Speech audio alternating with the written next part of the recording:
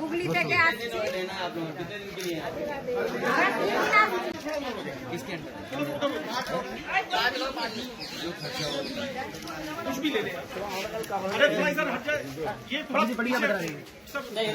अभी कर देंगे स्वामी। कौन है किनसे कहना?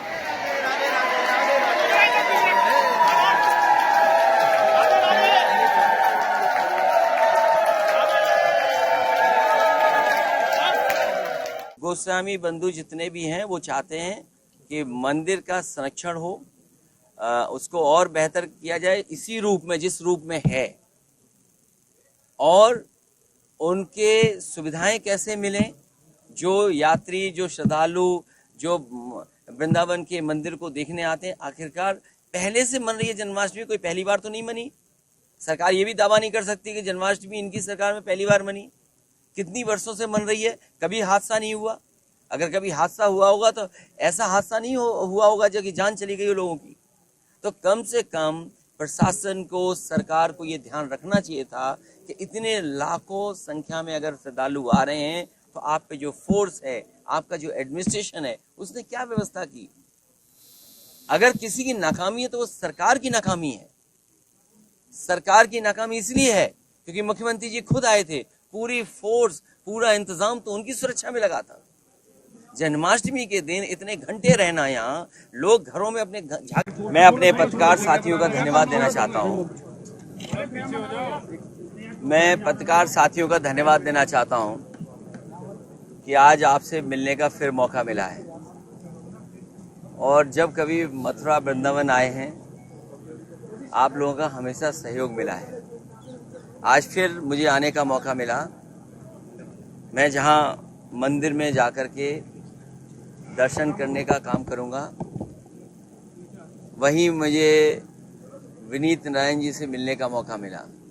और ख़ास मैं विनीत नारायण जी से मिलने आया क्योंकि इस रास्ते से मैं गुजर रहा था, तो मैंने ये विचार बनाया कि विनीत नारायण जी से मिलकर के जाऊं, और जब उनके घर जाएंगे तो कम से कम भोजन तो मिल जाएगा और शाकाहारी भोजन मिलेगा। एक बार मैं सरकार में आया था, अक्षय पात्रा का भोजन खाया था मैंने, और मुझे खाना इतना अच्छा लगा कि उसी दिन फैसला ले लिया कि लखनऊ राजधानी में भी अक्षय पात्रा से ही बच्चों को खाना खिलवाया जाएगा।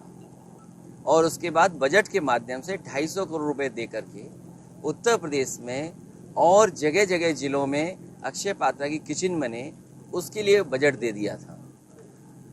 उसका उद्घाटन अभी प्रधानमंत्री जी ने किया था कुछ दिन पहले, लेकिन केवल बनारस की वो अक्षय पात्रा की किचन चली और कहीं नहीं चला। जब इनके यहाँ भोजन करके गए तो बहुत सारी बातें हुई। मुझे याद है कि यहाँ के कुंड, तालाब या जो पौराणिक जिनकी महत्व है, उन स्थानों को बचाना, उन स्थानों का संरक्षण करना, उन स्थानों की सुंदरता वापस लाना काम करके विनीत नारायण जी ने दिखाया है। हर सरकार किसी न किसी रूप में विकास को आगे बढ़ाती है। ये बीजेपी की पहली सरकार है जो विकास रोक करके जनता को बताती है कि विकास कर रहे हैं। इनके अमृत महोत्सव के माध्यम से अमृत सरोवर बने हैं। 2 फावड़े मार दिए, अमृत महोत्सव बन गए या अमृत सरोवर बन गए।